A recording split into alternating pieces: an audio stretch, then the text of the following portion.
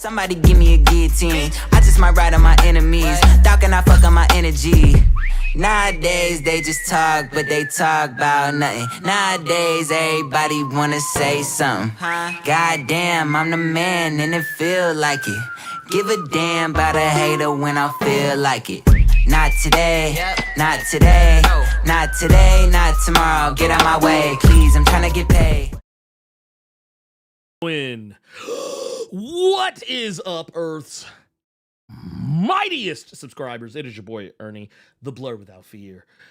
Got the homie Robo of Left Face TV. Welcome back. This is episode 110 of the Nerds of Culture podcast. And even though I know it's been a little bit, it's been a couple of weeks, but it could have been like 115, maybe even 14. Who knows? I don't really know. But that said, I hope y'all didn't forget you didn't forget about us. I hope you remember where you are. We are the Woke Breakfast Club. We are the Woke Shade Room. We are the Woke New York Undercover of YouTube. We are the Woke Avengers. We are the Woke Justice Gang. We are the Woke MI5. We are the Woke Losers Club. We are we're the Woke Hellfire Club, for Christ's sakes. And you know what else? We are also the League of Extremely Woke Gentle People. We are everything, everywhere, wokety woke, all at once. As the legendary Gina Yasheri recently said in regards to Star Trek, Starfleet Academy. Yeah, all of that. We're all of that. We're all of that. With a dash of Sasson. With a dash of Sasson. How you been, man? How you been? You look familiar. I know you. I don't know. I don't know. Something. There was something I think I've seen you in before. I don't know. It was nice to meet you. Yeah, but by the time that we get to the end of this, I'll remember. Don't worry about it. That's right. That's right. But no, yeah, we're the woke young Turks. You're right. You actually are right. We are the woke young Turks. Damn. Which is made even more crazy by the fact that I've been seeing a lot of people posting posting these images of Anna Kasparian, and I love the fact that most of these images are old images of Anna Kasparian, like back when she was like in her right mind, and they'll talk about the Israel shit, but they will. I've noticed this. Some of them will even delete the post once they start seeing enough people bringing up the fact that what was it she said recently, that she was a genital prude. Yeah, she recently said this. Like she went on somebody's show, and it was with some like new dude I've been seeing a lot of lately, some black conservative guy, and basically she was going about how, I am a bit of a genital prude, and a genital prude. Yeah, she said that shit. She said that anything but transphobic, right? Like just say you're transphobic. That's we know what you mean. We know what you're saying. Because dude knew. Dude, and matter of fact, when the black dude was saying transphobic shit, she was smiling. See? She was smiling. She wasn't like sitting there like, No, like the whole time when dude was saying transphobic shit, she was sitting there nodding her head and smiling. I'll have to find it. I'll send it to you when I look garbage. But what do we know? Huh? Well, we don't know we're just overreacting and we're just taking, purity testing. Yeah, no, you're a piece of shit. Yeah, it's a piece of shit. We see you. People love using the term purity test. Yeah. Whenever someone does like some good and out of pocket shit, y'all just purity testing. It's like, nah, it sounds like somebody's just trying to minimize somebody did some fuck shit. That's what that is. Yeah, they're out there a whole recording screaming the N-word at somebody and saying, go back to your country. And then like, bro, I don't fuck with that dude. Purity testing. See that? See, you gotta be perfect to be your friend. Like, dude, somebody did that with Chuck Dixon. Chuck Dixon. I saw somebody do that with Chuck Dixon today, because a friend of the channel had posted something talking about Chuck Dixon's ass, and some dude came in trying to play, and it's always someone trying to pretend that they don't know what's going on. Uh-huh. Like, it's always some person that's trying to pretend like they're not informed. Like, oh, I don't know what's going on. I'm just trying to have a conversation. And it's always Uh-huh. someone who has no profile picture, too. Crazy how that works. Always. Every time. But Every time. no, the dude was like, well, I mean, maybe I don't know what his politics are now. Wink, wink, nudge, nudge. But can't he tell stories about, strong female characters and have problematic views at the same time? And I said, here's your problem. Chuck Dixon hasn't written a strong female character in years. Yeah. Years. Like, we're talking like the stuff that people are talking about, that's coasting on Old Glory. That man is a whole maggot now. There's a whole maggot. Dude, is a whole he is an unapologetic Trump supporter. And he supports Trump in any and all things, including ICE. Because remember when Daniel Warren Johnson made that image of Batman choking out an ICE agent? He went back and he had another one made. He commissioned one where it was it was basically the opposite. It was Batman choking out I guess the stereotypical blue-haired liberal, basically is what it was. And Batman being pro ICE. So yeah, anyway. Don't you love when they tell on themselves and they're like Every time. Oh, you want to draw a picture of you beating up a white supremacist? Huh. Well, I'm going to draw a picture of you beating up a random woman on the street. Yeah. Who doesn't like my politics. Like, what? Crazy. I mean, at this point, there is a this is J.K. Kasparian. True. I mean, it really is. I mean, that's not even like that. That's just facts. But no, I think that kind of does get us on track to what I really want to talk about today. It was the it's one of the things that has been kind of on my mind a whole lot since the premiere. Really, even before Daredevil Born Again season 1 was over, but really especially now. It's the AVTF. For those who don't know what that is the anti vigilante task force that is in New York, about roughly of the time of Daredevil Born Again season 2. And the not ICE task force. The not ICE task force. You can kind of see here. Notice how they still have the Punisher. They still have the Punisher logo emblazoned on their gear. And the thing I find even more egregious about this is that for one, this is very much an allegory for how police officers will often they'll have Punisher iconography on their person, on their squad car. Right. And I'm sorry, but if that's your thing, that lets me know you're a bad cop. You're a bad cop. And even if you're not a bad cop, I mean, really, at the end of the day, all cops are bad, but yes, ACAB all day. That's right. I'm just saying. I mean, but if you're one of those people who is a bad cop but doesn't think you're a bad cop, that means you're a worse cop. Yeah, you're a worse cop. I love the way they play that shit too. Mm-hmm. So we're gonna pour out some old milk for Chuck Norris. Man, look. Hell no, fuck Chuck Norris. I mean, I'll pour out some old milk.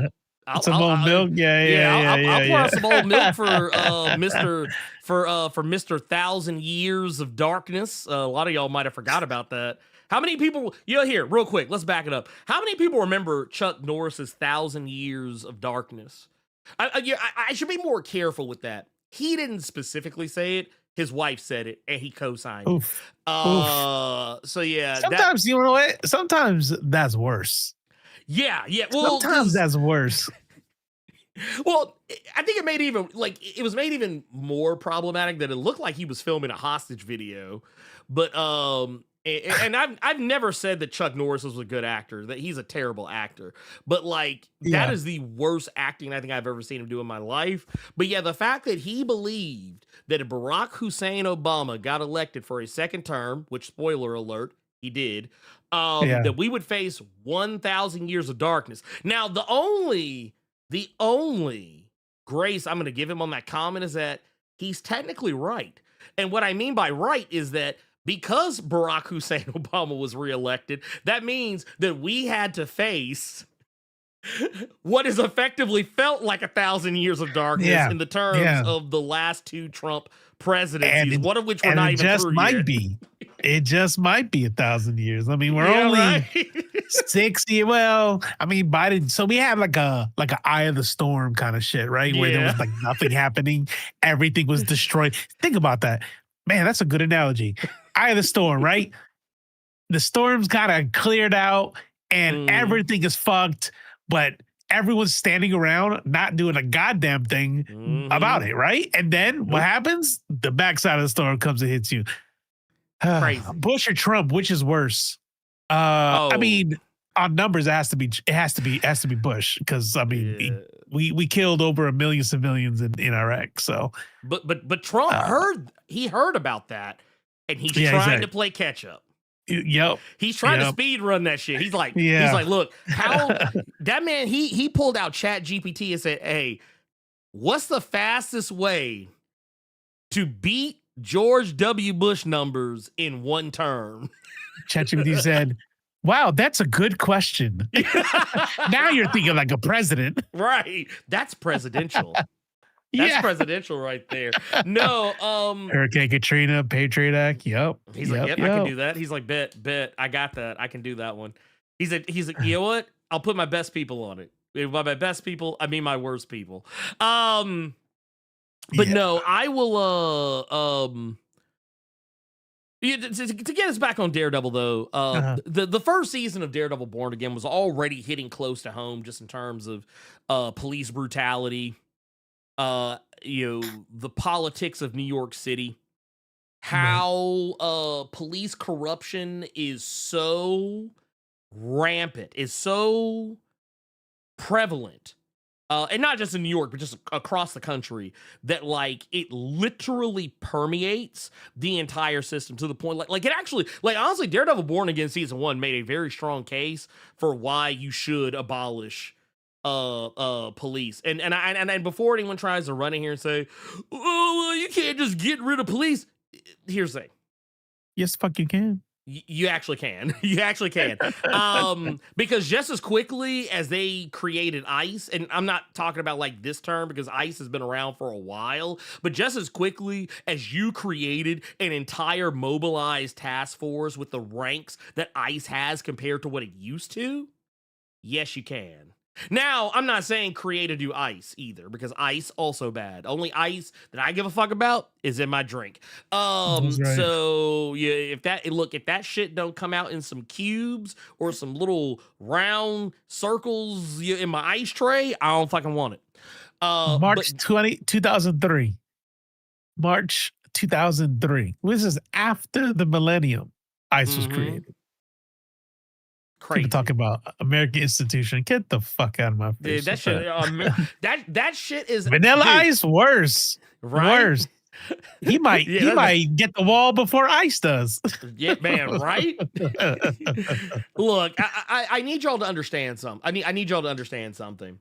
Don't ever listen to when people say, "Oh, you can't do that." It's, what we're gonna do without police. Here's the thing: no one. When people say abolish ICE, they're not saying get rid of like the law, and they're not even really. I think what people are also kind of not understanding that statement is they're not even saying get rid of like peace, like a peacekeeper type of organization. It just means you need to come up with some better shit, like some shit that is not like beating down people wrongfully, a system that, for one, doesn't have its roots in white supremacy. Because I'm gonna go into it right now, police officers, like the institution of police, that's slave catcher shit. That's slave catcher shit, like 101. And I'll take you a step further. The reason why, before anyone says, well, what about black police officers? Yes, them too. Them too. Yeah. Like, what was it? I repeat, slave catcher shit. Slave catcher. It's like, did you not know? Did I stutter when I said slave catcher shit. Yes, yes, yes. I did not fucking stutter when I said that shit. Mike But Manhattan, you gotta understand that it is propaganda, Mhm. but it's okay to stand in Olivia Benson. You want to know why? Because an Olivia Benson is fake. You gotta ain't be a real. fictional character to be a To good be cop. a good dude, that's the only reason I ever like when people used to ask me like, dude, how can you watch all those like cop shows and shit? How can you watch all these cop shows where they're literally just like spreading propaganda and like and painting this false narrative that that there's such a thing as good cops? And I'm like, that's just the thing. This is make believe. That's right. And if it's make believe, then I'm okay with it because here's the thing. Like I think I've said this before, Shield is the most accurate show about cops I think I've ever seen in my life. Because even though the cops are the protagonists of the show, they're Yeah. the villain protagonists. Huh. Like they're not good people. Vic Mackey Right. is not a good guy, like at all. At all. He's not even a good dad. He's not even a good husband. Yeah. Dude's literally cheating on his wife the whole show, damn near. And he's never really around for his kids. Like, I mean, he's there when, like, I guess, at times. But I mean, for the most part, Vic Mackey is trash.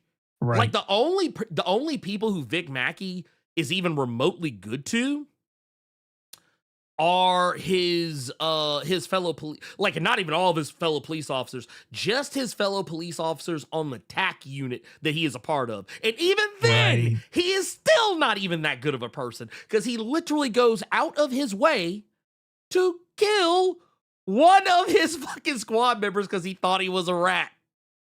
Spoilers for a show that went off the air like so many years ago. But I mean, would you be surprised? That was the next episode.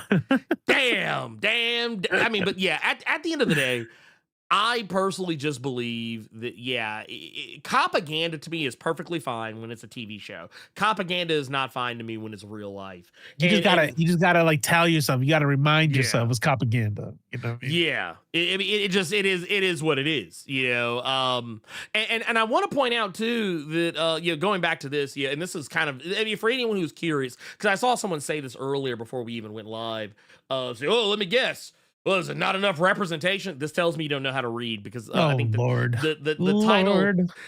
title of the show was literally like Daredevil Born Again season 2 is hitting close to home. Well, a lack of representation doesn't hit close to home, and that lets me know you weren't paying attention. You just assumed that it was going to be like us complaining about it, not having enough black people. Here's the thing I actually find very funny about the show, and I don't know if you caught this, Robo, but I wanted to. I wanted to share this because yes, while we're talking about the AVTF and just how absolutely positively terrible they are, but the fact that like in this very scene, and I'm not going to play it out because obviously I'm not looking for any copyright strikes, but this scene, which by the way, I forget this actor's name. Every time I see this motherfucker in something, he's playing a dirty cop. Every fucking time I see this motherfucker in something, he is a dirty cop. He's a dirty cop on here, and he's a dirty cop on Mayor of Kingstown. Y'all know who I'm talking about. For those who don't know, on Mayor of Kingstown, this is the motherfucker who plays the cop who, he shot somebody who was unarmed and posed no threat to him whatsoever because he got scared and decided he just wanted to shoot somebody, and then also try to hide it. So yeah, he's a cop. He's a cop. I mean, he just fork found in kitchen. Like we can't say water is wet anymore because there's always that obtuse motherfucker that's gonna walk in the room and be like, well, actually, water is not wet scientifically speaking. Well, guess what? Forks are in kitchens. Goddamn it! Now what you gonna say? Now what you gonna say? Well, actually, you don't actually find the fork in the kitchen. You actually find it in the cabinet drawer of the kitchen. So it would be more accurate. Get the fuck out of my face, you fucking weirdo. Stop it. I'm sorry, but you people are fucking weird. I like how this non-existent person pissing you off. Like, man, if that person was real, I'll beat the shit out of him. No. I actually had that shit happen. I've actually had that shit happen. Like whenever I would say like in other news, water wet, there's always like a slew of people. I've heard that. They'll come up and be like, well, actually, get the fuck out of my house, dude. Like, go get some pussy. Go get some pussy, okay? Or some dick, whichever one you prefer, or nothing at all. I don't know. Yeah, whatever it is that you prefer, go get it. Go do that. And do it consensually. Don't be out here. Right. Don't be out here graping people. We don't rock with that. You gotta be better. You have to be better than that. But no, Daredevil, the part where this actually goes like a step like beyond is in this very scene, the very next thing this guy does is literally knock the fuck out of the woman who is standing in front of him. And not only that, they're attacking, they're assaulting, they're like the people that they are bringing in, they're beating the shit out of and smiling while they do it. You know, they're having a good time. They think that they're doing the right thing. They think that they're good people. But at the end of the day, we know they ain't. Right. They are not. These are not good people. Right. But it goes a step further than that, because you got to remember too that you also have like, you know, the Kingpin, you know, who is, you know, basically he's mayor now and he's calling all the shots. You know, he's the head guy in charge. He has been since the first season, you know, pretty much kicked off. And now he's got people co-signing him. Shit, I wonder, do I still have this? Some of y'all like this shit right here. Look, I was like, man, y'all diabolical for this shit. Had a whole Negro up on the screen. I was like, yeah, man, violent crime is down, way down. Property crime too. Spouting that same bullshit. You know, he might be that dude who's always making Zionist videos. Oh, you know what I'm talking about? The gay black dude? Yeah. Oh my God. I can't stand that shit. Oh God, it gets my last nerves. Yeah. I fucking hate it here. And then I also love how they Mayor Fisk, he gonna clean that up. He gonna clean that up. It's like, I was like, bro, I ain't gonna hold you. The majority of these segments having black people in them, I was like, man, this is diabolical, man. Y'all guys have been, this is, but you know what? Honestly, we do have some sick Negroes out there. There are some sick Negroes out there. Yeah. So you know what? I actually think this is kind of accurate. I do actually believe it's accurate, but I promise you all, none of these people, none of these Negroes who, where's the other one? Yeah, right here, boom. Like, I don't care what he needs to do. Lockdowns, task force, like, okay, yeah, all of y'all are sick.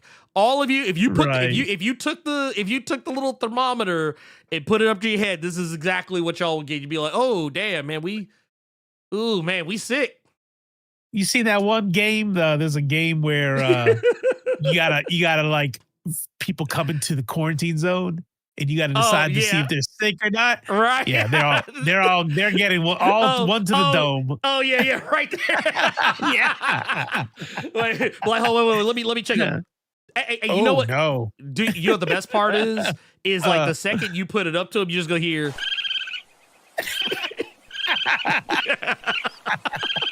You're gonna hear that when you put it up to their forehead, and then just immediately be like, no, man,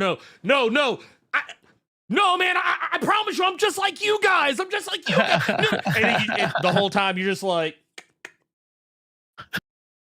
wow. Who was that dude on Blackish? Oh, I voted for Trump. Twice. Oh yeah, the blackening. Yeah.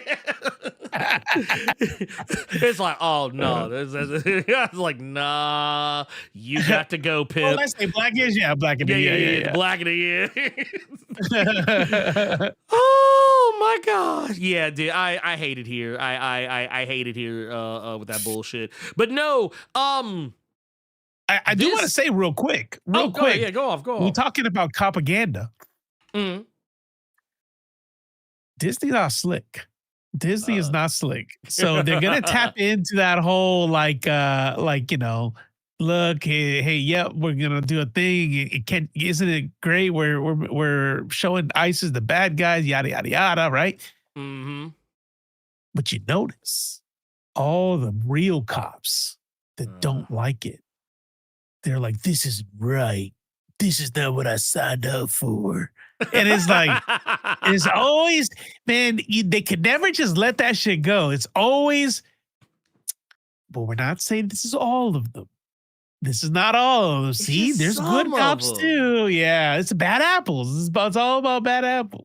Like, fuck I mean, you know what? I'm gonna tell you what else I don't like. I'm gonna tell you what else I say I don't like it, but I mean, I actually think it's perfectly fine. But what's that? I'm gonna tell you who the real villain. I mean, yeah. Wilson Fisk, yeah. Blah blah blah. Yeah. We know he's a bad guy. Whatever. Whatever.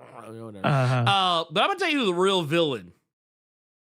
I'm gonna tell you the real villain of the show is, and honestly, I think this is absolutely positively diabolical behavior. I think that every single person, who, because we know people do shit like this in IRL. We know this is a thing.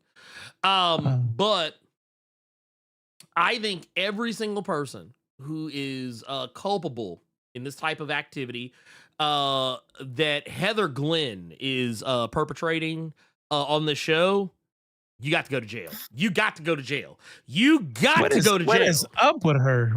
She is pissing me off. Did I go lie? I cannot stand her ass. I cannot stand that white woman, not one bit. And matter of fact, she has pissed me off so bad on this show that anything else I have seen her in since, I'm like, man, I hope she catches it. She got to go. This woman, you know how people hated Skylar White on Breaking Bad? And what was old girl's name on Walking Dead? Was it Lori? The wife? Oh, Rick's right. wife? The wife. Yeah.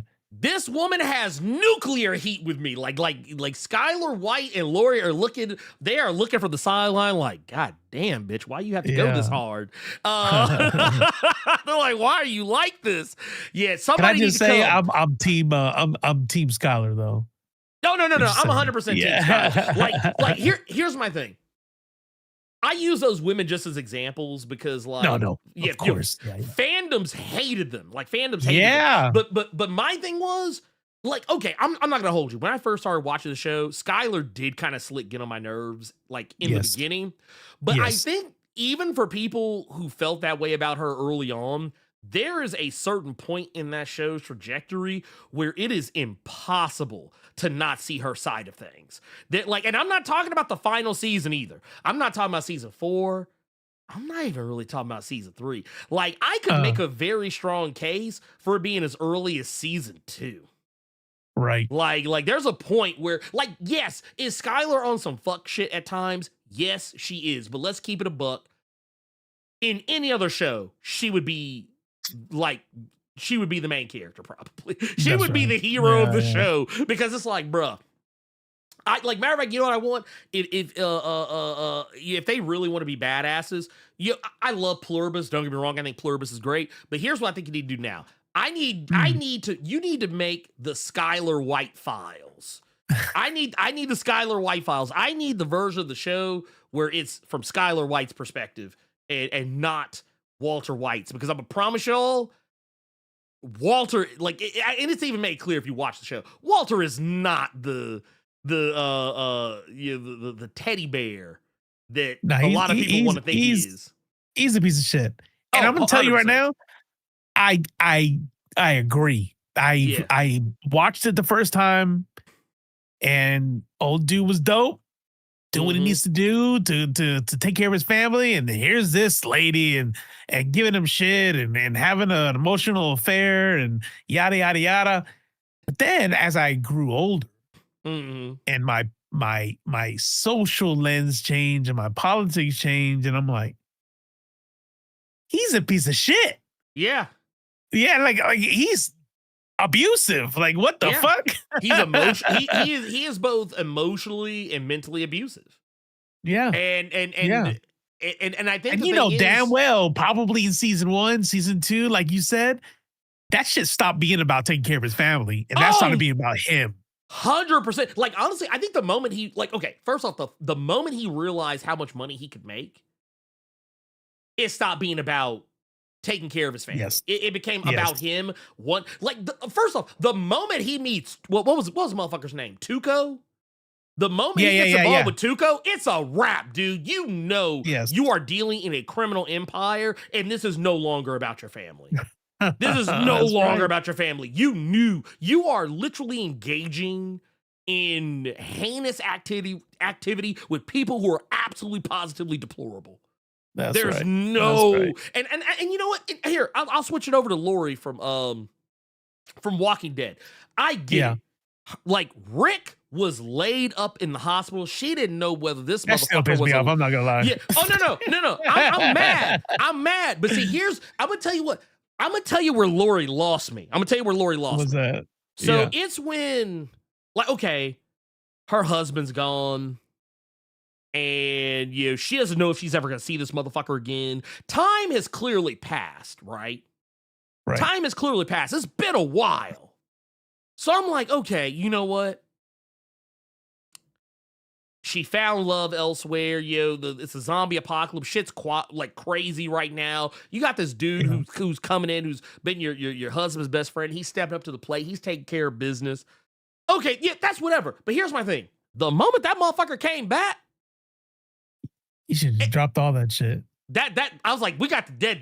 Like, and it's not just like, I mean, I guess my memory of Walking Dead season 1 and 2 is pretty hazy, but like, I feel like I remember there being some hemming and hawing about that shit for a while before like she ultimately like before she ultimately was like, hey, it's Rick. Like I gotta stay with Rick. Like it was too much. But no, for me, I feel you. But no, but yeah, once Rick is back home and shit ain't sweet, like shit ain't like we sit here trying to act like, I don't know. That's when you lose me. But yes. But no, like, but to get back to Dr. Glenn, who I'm a grown ass man. There ain't nothing this woman done went through that should be why she's doing what she's doing. I know what they're trying to do. They're going like, oh well, no, you got to be sensitive because there was the stuff with Muse and like she's seeing that motherfucker like Muse is gone. Muse has been gone to glory, and she's still seeing that motherfucker in her mind and shit. And I get that. That's wild crazy. Like trauma and all that. Yeah, blah blah blah. It's all PTSD. But here's my thing though. You are working with a man who has a fucked up past, all because you think vigilante bad. Like, I'm sorry, but like, bro, you are the one who's out here on that bullshit. Yep. It was you. Matt didn't do shit. Except save your life. And now save your life. And now you're gonna sit like, oh, well, you lied to me and I don't like this and I don't like superheroes. I don't like vigilantes. They should be illegal. This bitch out here falsifying documents. Now this heifer out here falsifying documents to get a man sit down who ain't done shit except save people. I'm sorry. Yes.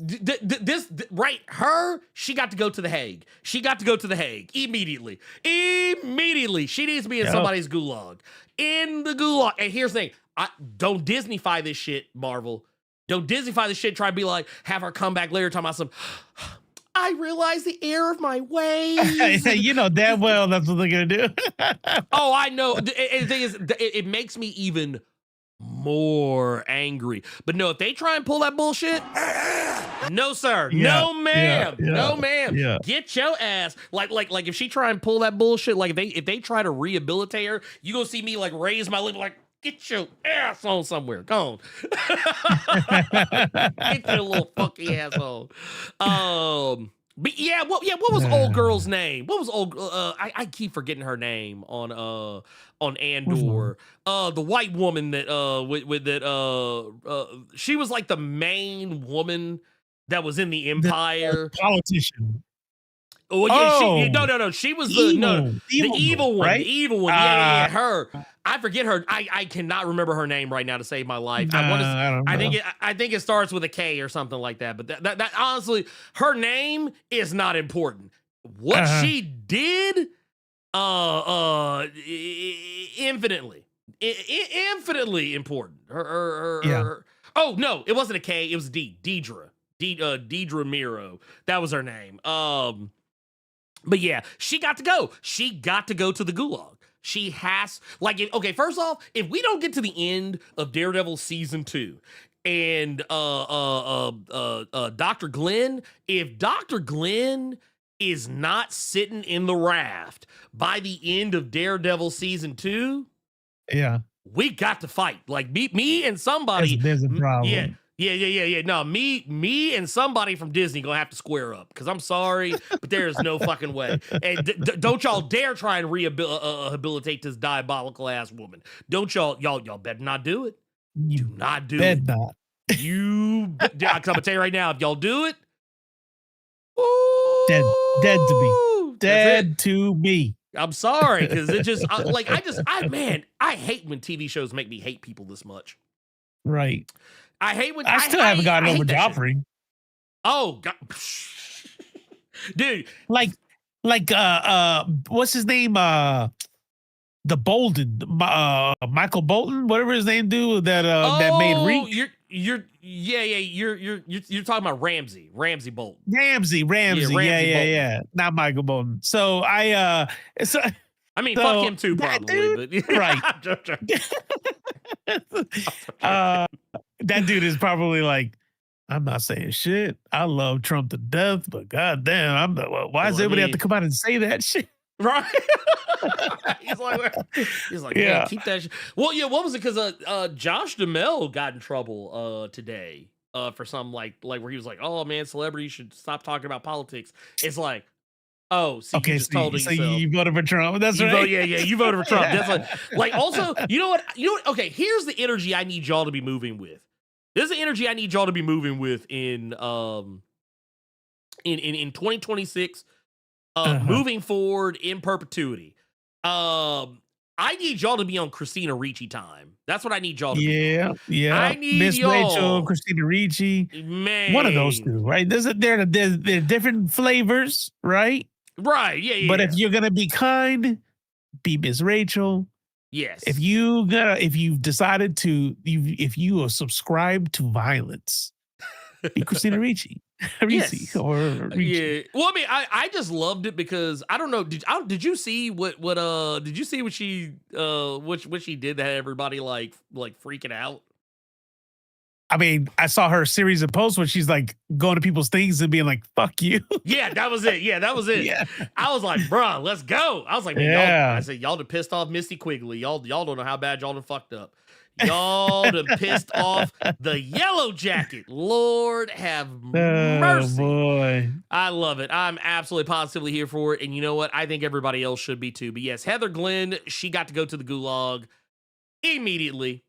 And honestly, I don't care how, and I don't care who sends her there. I really fucking don't. She got to go. There's no place in the MCU for Dr. Heather Glenn by the end of the season, I hope. I know that they got season 3 that's also being worked on. I really hope she is not in it, because I'm sorry, but like, when you want to talk about how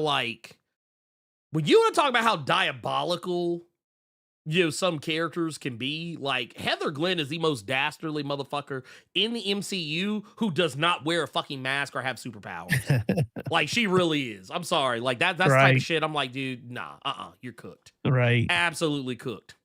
But that said, real quick, I do want to say, shout out to Stomp10 with the the super chat sticker. I love that, dude. I love to see it, man. Also love that they actually show them now. They used to be they wouldn't show on here, but that actually shows. You get to see a little hippo going like, oh my god. Crazy. Hippos are like super, super deadly. Like, them motherfuckers kill people, like many people a year. Dude, a hippo will fucking end your life. Easy. Like that. But we're always like, oh, we want a hippopotamus for no, you don't. No, you don't want a hippopotamus for what was it I was talking to a buddy of mine the other day. We was talking about because we were having a conversation about that movie. I don't know if you've watched it yet, Robo, called Primate. Which one? Primate, about the animated thing? No, the one about the monkey. No, I guess not. Yeah, it was a new horror movie that came out like last month or Funny. the month before, but Okay. it's about this family that has like a chimp, and yeah, he's like a family pet, yeah, or whatever. But he goes crazy and starts killing everybody. It's so messed up considering like that literally happened to a girl. Yeah, no, it's like it's an actual thing, like it actually happens. Yeah. But no, like I remember I was talking to a buddy of mine about this. Shout out to Adam from Nerd 901, but he was talking about Uh, how like he used to work at the zoo here in Memphis, and he yeah. said that yeah, one time he was talking to one of the people that worked in the primate area of the zoo, and he said that he was basically Yeah. telling them how like what is going through a monkey's mind when it's like hurting people. Uh-huh. And he was basically like gorillas aren't trying to hurt you unless you piss them off. But Right. he says like, Okay. but he was like the majority of the time, if a gorilla does hurt someone, it's on accident because they don't Okay. realize how strong they are in comparison to you. Yeah. But he I'm was still talking. mad about Harambe, by the way.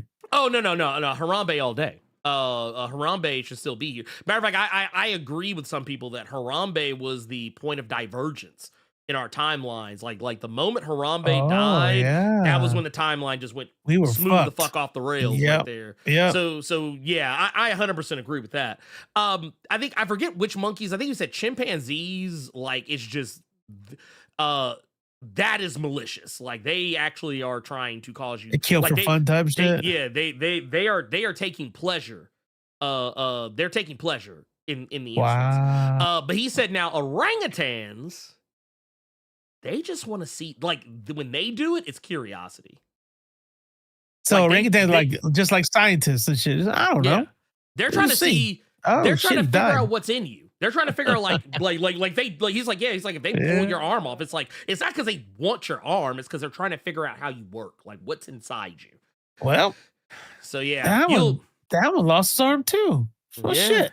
Yeah. He's like, damn, blood is the red stuff came out. Kool-Aid. Damn, that's crazy. Ah, keeps doing that. I don't know why, man. That's wild. But no, that yeah, if you're ever curious about hippos, well, yeah, hippos will fucking end your life. Those little teeth they got, the motherfuckers are way sharper than they look. Like in like the cartoons, they round them off. No. Those things are fucking sharp. Well, you saw what their mouth without teeth could do with the watermelons. Like, I don't need teeth. Bruh. I just use the Just you ever see those bam. things, those videos where they like compress different objects? Yeah. The little things. Like, bro, I just use the roof of my mouth and your whole head would just splatter like a melon. Dude, that shit is insane. Motherfucker put their head inside of a fucking hippo's mouth. You're fucking crazy. Done. We also got here, we got a Shadow Sonic Silver with the 199 says, who is she supposed to be? The NYPD's fixer. I guess if we're talking about Heather Glenn, I mean, basically Heather was the love interest last season. Right. But she's like a criminal psychologist, basically. Right. Or at least that's what she's gotten subject into. matter. She's the subject matter expert that's Yeah. going to decide whether or not someone's crazy or not, which is Right. why they needed him so they can lock him away. Mhm. So they needed her to be able to say that shit. Yeah.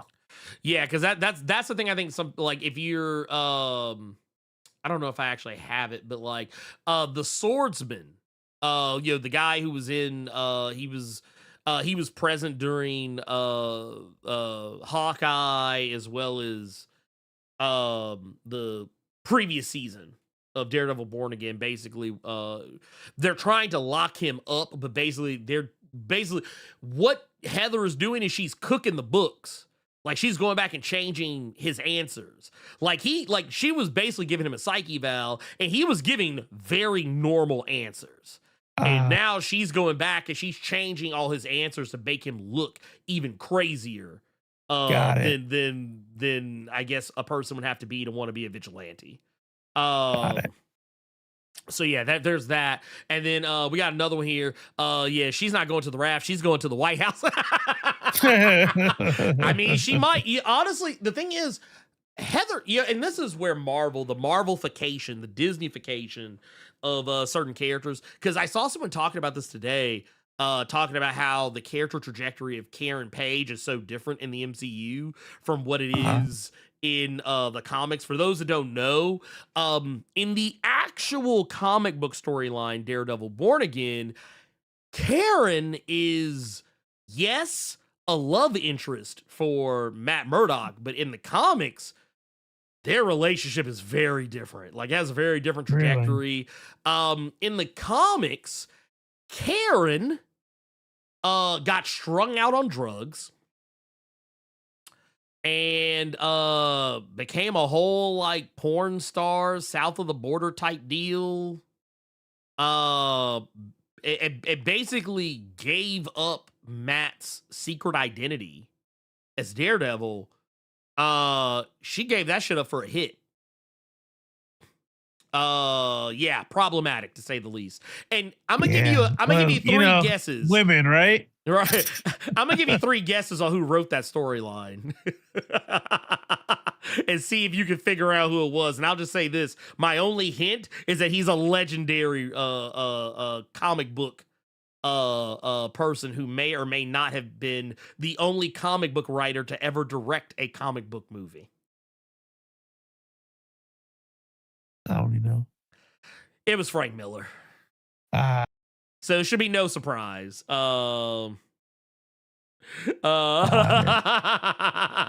I didn't even see the original one. Wait, what are we talking about? That was a joke. Because now you have me curious. But no, but yeah, no, Karen, her trajectory, and also she got AIDS because of everything that had happened. God damn, Frank. Right. Well, no. So, I can't. You know what? Now I'm thinking about. I'm trying to remember if it was actually Frank Miller that gave her AIDS or if it was Kevin Smith. But whichever the case was, basically she ended up dying anyway in the Guardian Devil story arc. Bullseye is the one who ends her life. More or less. Got it. But she was going to die regardless, so it doesn't really matter. That whole storyline is kind of a wild and wacky account of some really weird things. But yeah, Right. I love it. It's a great storyline, but it's just like, man, it's one of those storylines that like, man, you had to be there. You had to be there. You can't just be like, I want to go back and revisit this storyline because I'm wondering what all happened. It's like, nah, man, you had to be there when it happened because otherwise, what the fuck? You missed it. You just missed it. Look, just take my word for it. Just take my word for it is what I'm gonna tell you. I love the storyline. I still stand by it, but it is one of those storylines that as you can see by this image that I have found, that is how she goes out with a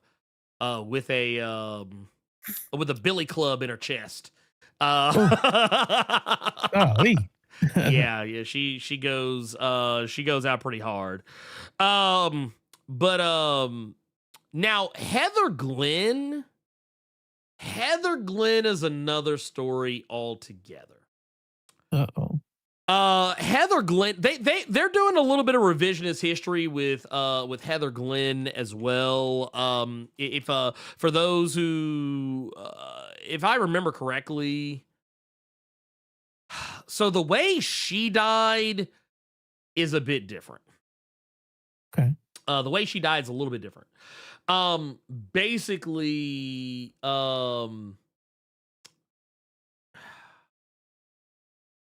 she basically kind of pulled some fuck shit and unalived herself. Ooh. Like basically in a similar fashion to Karen pulled some fuck shit and basically like realizing that she she made a tremendous error in judgment.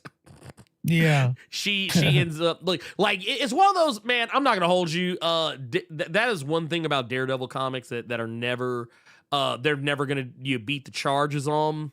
Uh-huh. It's women getting fridged. Like, I love Daredevil. Yeah. Daredevil's one of my favorite superheroes of all. Actually, Yeah. I would go as far as say is probably my favorite superhero of all time. And even I will sit here and tell you, yeah, never beating the chart. Like right here, this is. This is her, that's also the other thing in the comics. She's a raven-haired woman, not a I guess Heather Glenn in the show is like more of a dirty blonde or I guess pseudo brunette or whatever. But yeah, like this is where you find her gone to glory. And yeah, that is the moment in question. First off, if you're a woman dating Matt Murdock, you've already fucked up. So Yeah. Yeah. you've already made a mistake. You might as well just find something else for yourself to do. Yeah, just whatever you do. Yeah. Yeah, it is what it is. Or actually, I take that back. I take that back. I was incorrect. I forgot. There's actually multiple deaths in that issue. I'm not going to show the other one because it's not really gratuitous, but you can clearly see the woman's leg swinging. She hung herself basically. Oh. But yeah, it's I guess I don't know. Your mileage will vary, but yeah, basically that is the moment in question. But yeah, Heather. That sounds like a video that needs to be made. Yeah, never date Matt Murdock. Never ever date Matt Murdock. Ever in the history of ever. You will ultimately fucking regret it. You will live long enough to regret it. I promise you.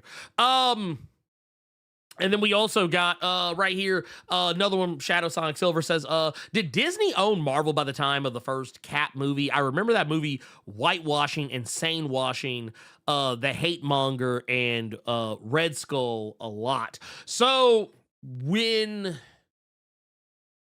we're talking about Captain America, the first Avenger, no, I don't think so. I think that came a little bit after, because like some of you may or may not remember this. A lot of the earliest Marvel movies of the MCU era, they were made by Paramount, which is insane to think about now, considering everything going on with Paramount. Right. Look, let me. I'll just say this much. If you're wondering why Paramount is just a terrible company, you need to look no further than what they did this week regarding Star Trek.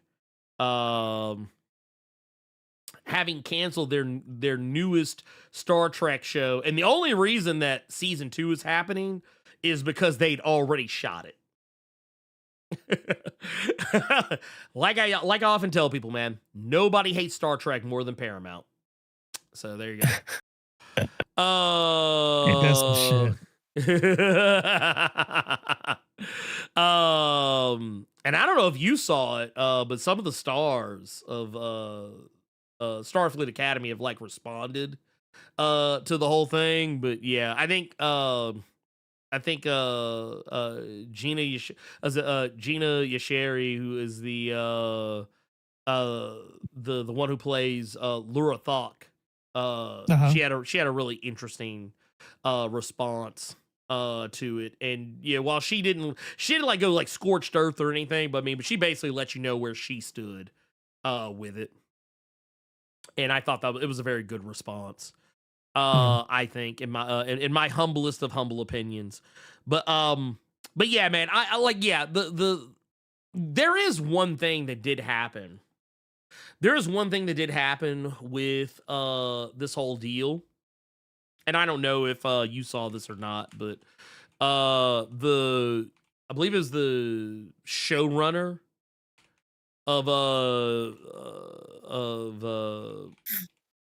this season or whatever basically was saying that, you know, they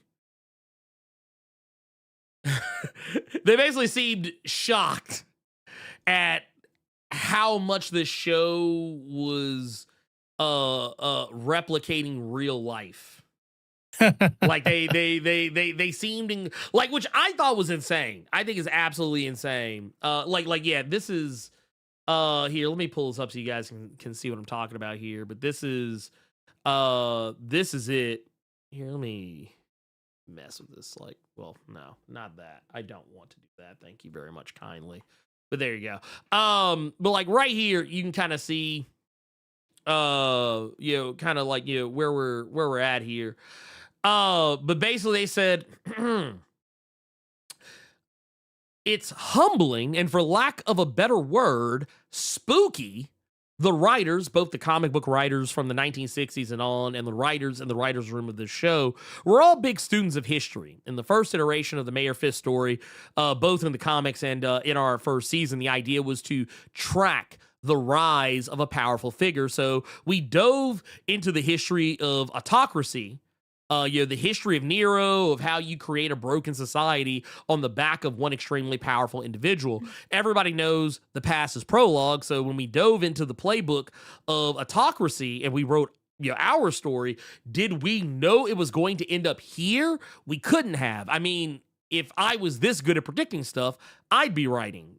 Dario trips over a bag of money on the subway.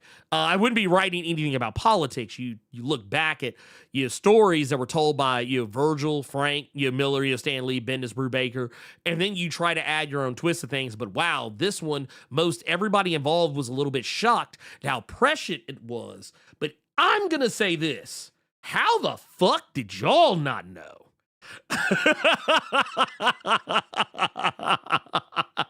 All right. Like, how did you okay?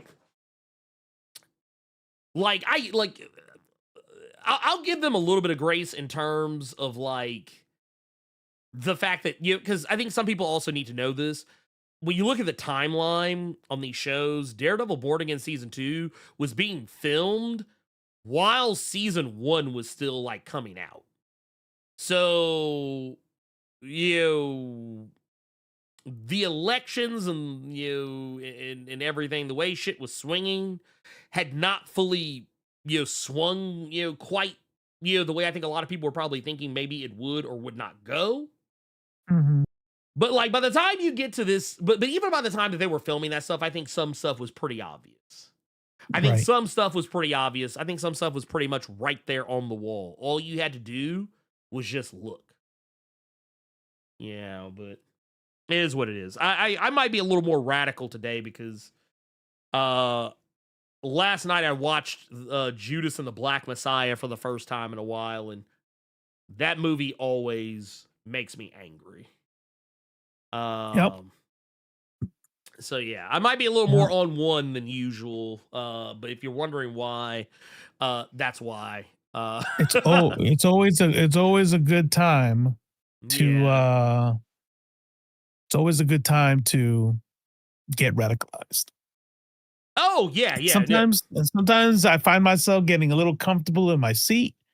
Yeah. And it's time to go and remind myself, you know what? I feel like I haven't put on the news. I haven't put on, you got to read. You got to keep informed. Yes. Because I promise you, shit is not sweet out there. I don't know. If you're not angry, then something's wrong. Yeah, I was gonna say shit. I need that pack you smoking on. That's right. I need the pack you smoking on if you ain't angry. Shit. Right. But no, like when I was like I don't even know what inspired me to do it. I was just sitting there and I was bagging and boarding some books and I was just like, I ain't watching a while. I was like, let me watch this shit again. And man, before I was even halfway through the movie, I was just irritated. I was just mad. Irritated, mad, angry, every synonym for mad. Better than me, because I said while I was cleaning this room, you know what I haven't watched in a while? I'm gonna start Jujutsu Kaisen over. Oh, I saw. I was like, oh shit, he going in. Yeah. Because sometimes I realize that I have like phoned in too much of a show because I'm like, I know I watched this show. Why don't I remember this shit? And I'm like, you know what? I'm gonna start over.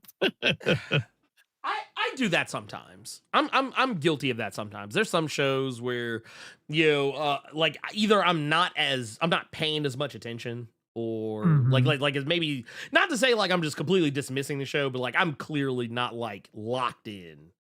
Right. And I'm like, you know what, maybe I should go back and watch that again and Right.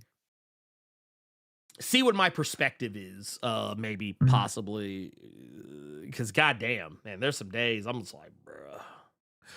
I'm lost. Yeah, no, I oh man, I can tell you right now, Jujutsu Kaisen is kind of slick, one of those shows that I did kind of do that with a little bit. And I did go back recently and like kind of go back and kind of do like what you're doing, get like a refresh. Yeah. But as I started going along, the more I was like, oh, you know what? The show actually is not as deep as I thought it was. I actually was paying Right. attention.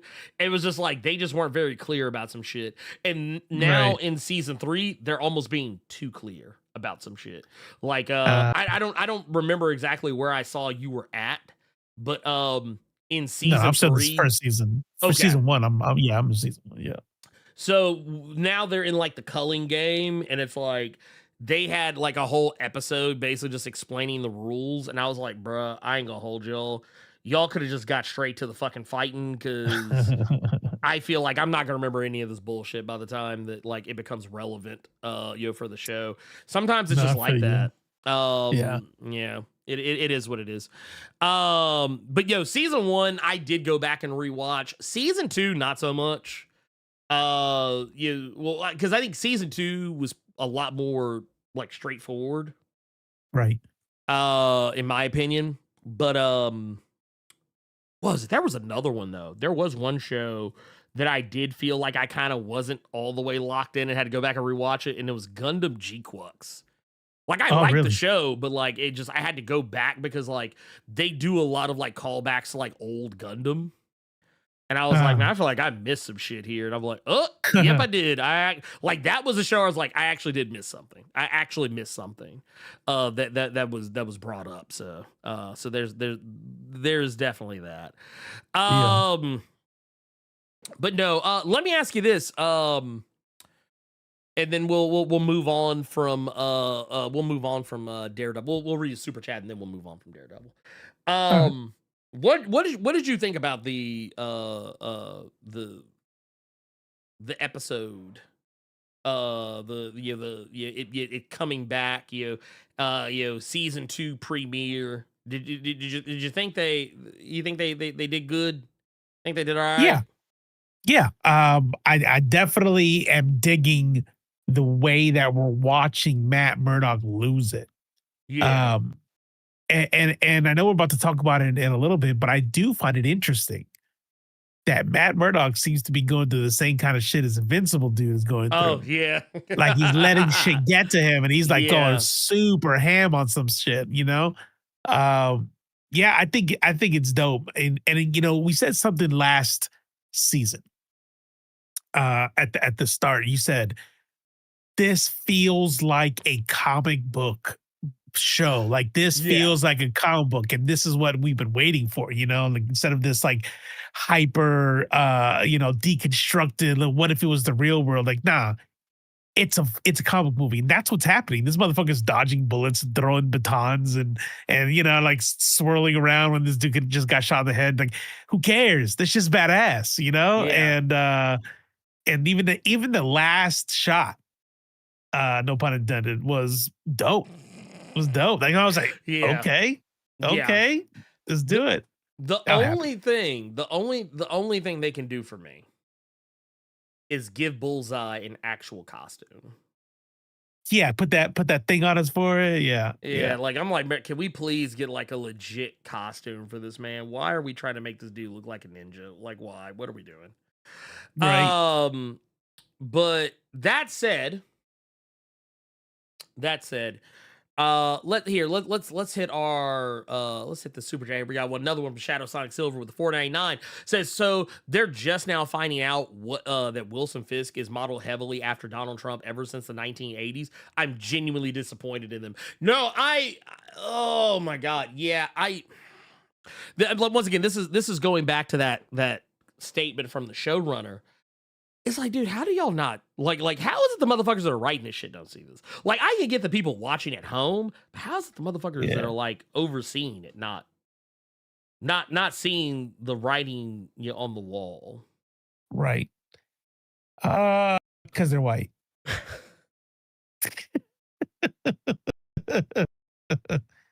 Fork found in kitchen. Yeah. No, that's 100,000,000%. That's not even. Yeah, that's not even like a guess. Man, what the fuck smells so good? They're like, Jesus Christ. No, I'm sorry. I just that's rough. That's rough whenever man eaters out there cooking some shit, and I gotta be in here pretending like I'm not fucking starving. Bruh, I'm sitting here like, bruh, what are we doing, man? I'm like, I ain't gonna lie, I was about to be like, man, like, You know what? We gotta go. I was like, man, look, I said, how long we been live? Man, look, man, I might have to go. I might have to go get 8 food. an hour and 11. Yeah, that's good. That's good. Yeah, right. Because it smells like I'm gonna tell you why. It smells like breakfast for dinner is what it smells like outside. I really can't tell like what the fuck is being cooked. It's like it smells like a few different things, but like I'm sitting here right now and I'm like, bro, I'm hungry as fuck right now, bro. Oh my god. Like I'm feeling like motherfucking like famished right now. So yeah, we're gonna talk, but we are gonna talk about Invincible. I'm gonna man, I'm gonna power through this shit. Self control. Right? Like I ain't gonna hold you. I almost got up in the middle of what you were saying earlier, but like, man, no, fuck, I got to go see what this is because yeah, I'll be right back. Yeah, you hold it down real quick. Yeah, man, you got me out here. You can have the one, man. You hold the one, and I'll yeah, man. I'm just go back, wiping your mouth. Anyways, yeah. So where we at? Yeah, man. Yeah, Daredevil. Yeah. That's the ticket. But no, so Invincible. First off, let's go just say this right now. Invincible as a show has never, it's never shied away from, like commentary of any sort. It's never it's never shied away from it. It's been pretty spot on, even I would dare say, with a lot of the commentary that we've gotten over the past 3 seasons so far. And I can't wait to see like how much harder in the paint the show is gonna go, because there's some wild shit that is on the horizon. Like for those of you who have not read the comic, like if you've never read the Invincible comic, I'm gonna talk around some shit. I don't want to spoil anything. I don't want to. I don't want to give away anything really. But here is what I am gonna say. The things I will not dance around is the trauma that that Invincible is kind of going through right now. Oh yeah. The sequids that have kind of been a plague, that, like literally, both figuratively and literally. The sequids, they obviously make their comeback this season, and we already kind of saw how the sequids were like a whole problem. They were a whole problem for Invincible in the past. They're this incredibly like just straight up like almost insurmountable threat that that everyone has to deal with, and they obviously they make a comeback this season, and this is also kind of the like a watershed moment for Invincible, because What has been Invincible's whole thing? What has been Invincible's whole beef? This entire show, this entire story Not becoming is his dad, right? yeah, not becoming his dad, not being a killer. He is literally moralized, and he stood on his high horse. And you know what they say about high horses? When you fall off that motherfucker, That shit hurts. that shit's gonna fucking hurt because that motherfucker's Yep. real high up. But this is the season where he is gonna have to kind of go through that. He's gonna have to Mark is gonna have to really start taking a long look at himself and whether or not he is his father. And if he is that a bad thing? Like to the point where he has to make a really huge choice about how to deal with the Sequids. And it's something that's gonna sit with him for a while. And like I said, I'm dancing around it, but exactly what he's gonna have to do. But he's gonna have to make a choice about whether or not he is going to do the ultimate thing.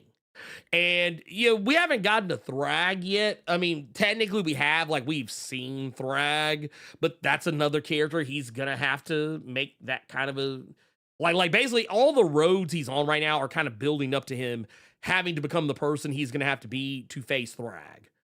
And then also there's Dinosaurus. Dinosaurus, which is my favorite antagonist from the whole series.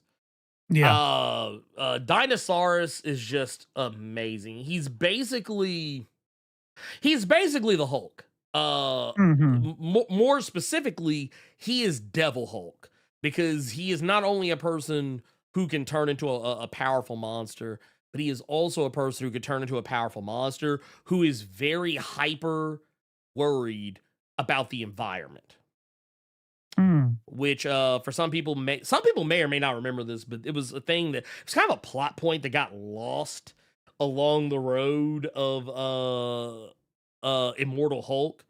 But that was Devil Hulk's whole thing, is saving the environment from people.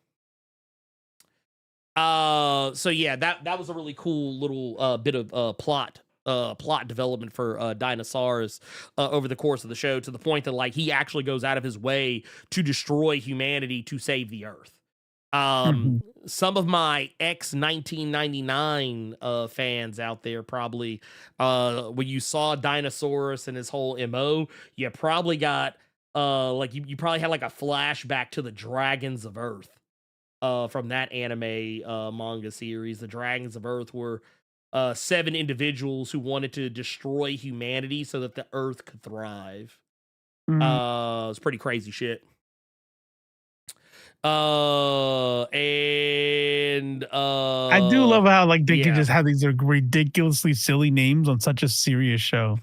Oh yeah, no, it's Dinosaurus, but it's like no, but yeah, like stop laughing though because this shit is real. Shit's fucking serious. Well, I mean, you saw what was it? Was it Universa or whatever her name was? Which by the shout out to Denai Guerrera out here holding it down. Michonne out here holding it down. Like Invincible just keeps bringing on people from The Walking Dead to play various characters, and I'm here for it. Walking Dead and Breaking Bad. It's like those are the shows. It's like that's our talent pool. And then what was yeah, it's like, man, we're just hanging out, man. Don't worry about it. This was actually probably my favorite episode thus far, is the 4th episode, which kind of gets us to the mid-season. Because of the comp, for a couple of reasons, but this shot where the sight gag, I think is great. I think the sight gag is great. I loved it, but I was actually more thinking about like how they talked about religion while they were on this fall. Like I love the shot at the MCU. That shit was hilarious. It will never not be funny to me. The whole, I'm gonna make my helmet disappear whenever I need to talk. Oh yeah.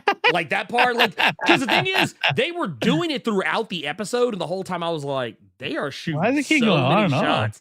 Well, like I knew why they were I didn't doing even it. get it. Yeah, Yeah. no, like so, like earlier in the episode, they were doing it like the whole time, and I was like, dude, they are shooting so many fucking shots into the MCU's back.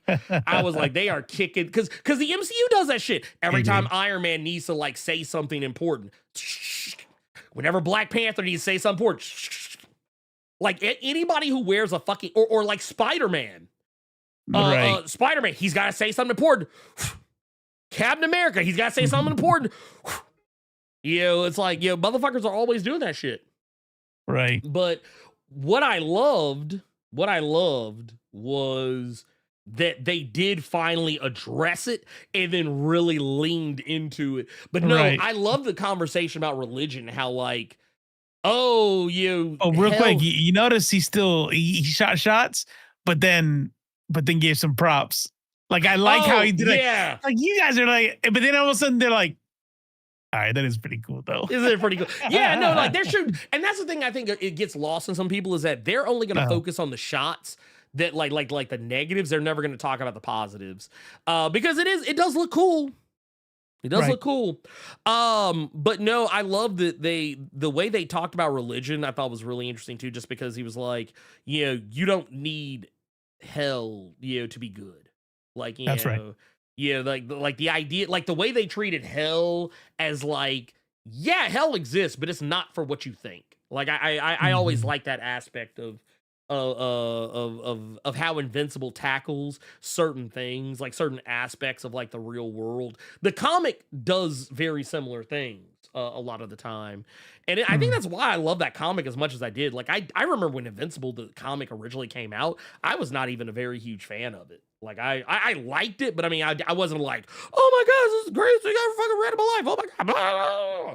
Yeah, I was kind of lukewarm on it, but I still like read it. But like it wasn't until Mhm. like much later, like I think I was probably God, dude, I was probably like in my 30s by the time I actually really started liking Invincible, like my late 20s, early 30s, I think. And that book was out when I was like in my teens and early 20s, I think. But yeah, man, I think Invincible's been off to a really good start, and I think where season, God, what season was it that lost me? Was it season 3? I feel like there was a season. I can't remember if it was 2 or 3 that I was kind of like, ugh. I am reading Battle Beast. Am reading Battle Beast. Also, hey, where to go? There you go. Yeah, I am reading Battle Beast right now. Fucking love Battle Beast. I just got the first trade the other day. And then also, hey, thank you for finding us and hearing us wax woke-otically and deciding to hang around. We appreciate that. Thank you. Yeah, that's what's up. And I do agree with this. Yes, to be fair, carrying your helmet around is pretty inconvenient. I mean, it just like I'm sorry, it is what it is. It makes more sense than we want to give it credit for. Yes, and this also too. This is also another reason right here. You got to show the act that, and I think that's something people have not.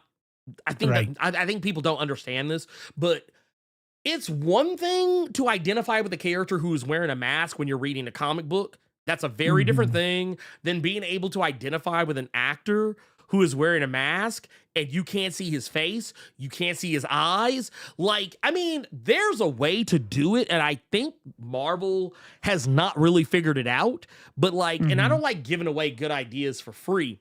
But what they should do is instead of like having helmets that you disappear, I think what you should start doing, Iron Man's a different case because like, you know, in the case of Iron Man, he wears an actual helmet. You can't do this with him. But like people like Black Panther, Spider-Man, even Deadpool. Deadpool does this to an extent, but I think Deadpool could even go harder. I think what you need to do is do like mocap the face. Mhm. And then what you do is you have the eyes, kind of like how Deadpool has the eyes, and you have the eyes like, you know, be emotive. Yeah, they don't, and you can even go as far as to have the white eyes, but maybe like you can kind of vaguely see like the pupil and iris, you know, within, but like maybe it's kind of faint, kind of like how sometimes they do this in comics. But like have the mocap where like you can see in the mask how their mouth is moving. Like kind of like how, you know, in comics, you read a comic, you read like Black Panther, Spider-Man. Sometimes you can kind of see like the outline of their mouths in the mask. Right. I think you could do that, but I mean, it might cost more money to do it. But I mean, I think that would be an infinitely better way to do that, as opposed to taking the mask off. But the other reason why you'll probably never get that is because that's a SAG thing, I think. You have to show the actor's face. So I mean, you're gonna have to do it. It just, it is to what get it the is. money, right? Like a lot of it has to do with money, like to where it's like there are actors that you'll never see their face, like old dude that played Thanos, right? But that's gonna like your affect CGI character. I mean, that's kind of like, okay, you're not, your face isn't. But even with Thanos, that plays into your cost, though. You know, like So if they're like, look, we'll take this, but you have to show us face this amount of time, blah blah blah. You know? Right? Yeah, I'm saying it like I know, but I'm guessing. You know, I'm just making up shit. Yeah, so. I don't want anyone to take what we say as the gospel and then go run off their mouth saying how like we think we're experts about this shit, because that has happened before. But no, I don't know, man. I at this point, though, I mean, those are just some of the things that were going on with Invincible. I think Dinosaurus is going to be an arc. I hope that they don't rush through. Excuse me. I hope they don't rush through Dinosaurus. I really hope they don't, because I think Dinosaurus is such an amazing character. I want to see them actually run his arc all the way out, because I don't know if you did you ever read the Invincible comics? I started reading them, but you know me. I started something else. Something shiny happened. I was like, I mean, I get it, man. No, Dinosaurus is a character whose arc kind of runs over a pretty large chunk of the comics. they didn't really fuck with it in the show that much at all. No, he just like, they basically just introduced him and then kind of like, get him out of here. They're like, pocket sand, get him up out of here.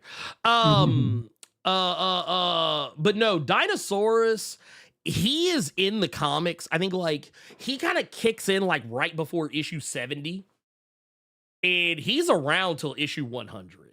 So, and for people that are wondering, Invincible is 144 issues total.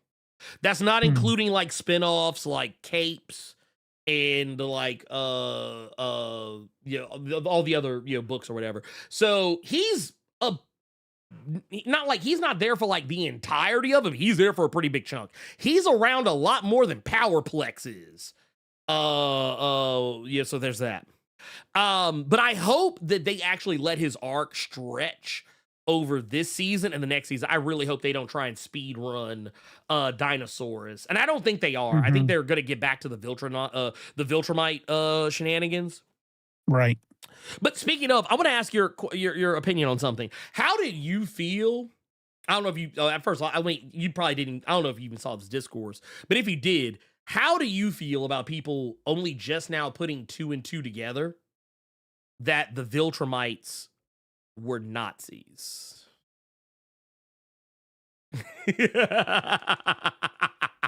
Well, I hate it here. Oh my God. It was, I was like, bro, y'all are fucking stupid. I was like, y'all are fucking dumb. I was waiting for what you were about to say, because I would say probably 7 out of 10 times, anytime you go, who the fuck didn't know that, and I gotta be here like, I didn't know that shit. But so I was waiting like, man, what's something that everybody knows but me? But that? No. Come on, man. Come on. Shit is fucking insane. Damn. But no, people saw this shit and were like, huh? Damn. Like what? I'll tell you what though. I thought what was pretty amazing was watching them do the gave him the mustache and everything. Yeah. And he goes, "We don't like that mustache around here." Yeah. When he went down to the planet. Yeah. Oh, wow. Yes. I mean, I knew the Nazi thing, Yeah. but it's just dawning on me why old dude said we don't like that mustache. It was like, they're really like, they're Nazis. They're Nazis. Like, yes. I don't think they know it yet. Let's scream louder that they're Nazis.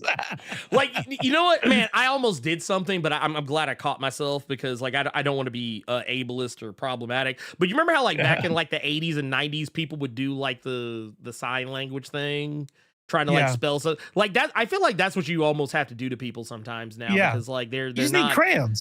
Yeah, you like Just here, like you need crayons, and we gotta be like, see. Eugenics, yeah, right? Yep, purity See- of the race. Yeah, see how they're going to all these other places and completely like pumping their genetics into the bloodline to complete. And remember how when they because I think, and this was in season 2. Remember how when they found out that Omni-Man was clapping insect cheeks and had Oliver. Remember how they responded to that, right? Yeah, I'm about to say that was diabolical. Wait, remind me. How did they respond to that? They saw Oliver as inferior because that race they felt that race was inferior. Right, Because that was why Earth was so important. It's like, hey, it's people who look like us, and their DNA is compatible with ours, so we can literally clap this whole planet up. It have like a whole new Viltrum. That was like their whole thing. 100%. And you just look, this looks like a fucking Nazi youth rally right here. 100%, 100%. Like how are we not seeing this? How are Shadow we not Sonic seeing Silver. this? Okay, I know you're kidding, but I was gonna say, I'm gonna answer like you weren't kidding anyway. What I was gonna say was, is if they went to each planet and then enslaved each one and only stole their resources, that would be the British Empire. But now they're going through and raping everybody so that they can start a new race. That's Nazis. That's Nazis. Oh, that's 100%. That's 100%. That's 100% right there. You can't. That's what I was gonna say earlier. So they sit there and they tell this story, right? And boy, the art to let you know, just to like really grasp how many motherfuckers died. And they just kept like showing you little by little. Then you see this massive body. And then you realize, oh, that ring is just a fucking orbiting bodies. There's billions on billions. And you're like, fuck. Insane. They still suck. I don't feel bad for them at all. You went nearly extinct and you decided to go on a rape spree. That's what you wanted to do. You wanted to go fucking across the line and subjugate people. Like, no, fuck you. They should have finished the goddamn job. Dude, I mean, look at this shit. Don't get me wrong. I know you see some brothers and some sisters sprinkled around in there. But you look at that. What was it? I saw somebody say it today. Superheroes wear costumes. What was it? Like oppressors wear uniforms. Yeah. Hey, you look at that. That's not a fucking superhero costume. That's a fucking uniform. Yeah. Absolutely. So I mean, it is what it is. It's people, man, I really think people need to get their shit together. I think people really need to figure out their shit in regards to media literacy, and all that entails, because I'm sorry, but anyone who, and also, dude, this shit right here, I almost forgot about this part. This shit right here, where we saw like a younger Omni-Man, basically getting, he basically raising the younger Viltrumites, getting, trying to, basically indoctrinating them. And there was one scene here. I want to pull this up. I gotta find this part because it was so fucking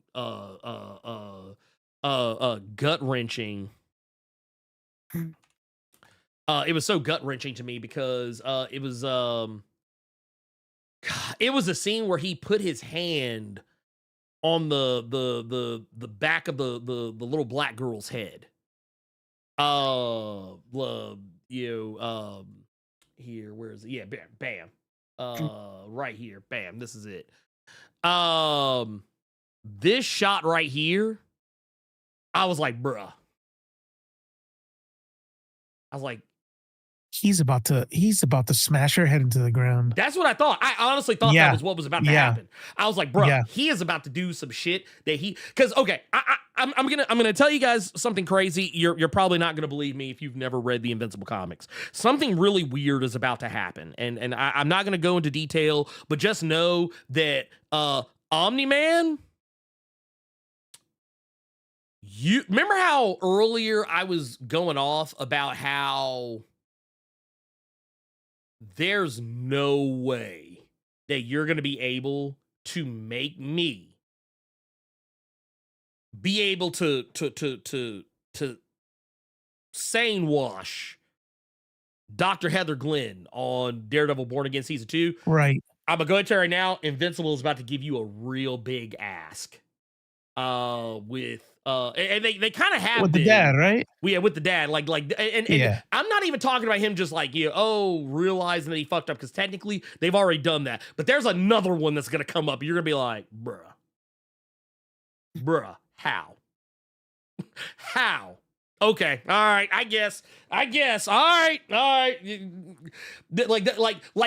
hope the show handles it differently, because there's a lot of the problematic shit from the comics has not been adapted onto the show. Like the stuff that was like really problematic, like case in point.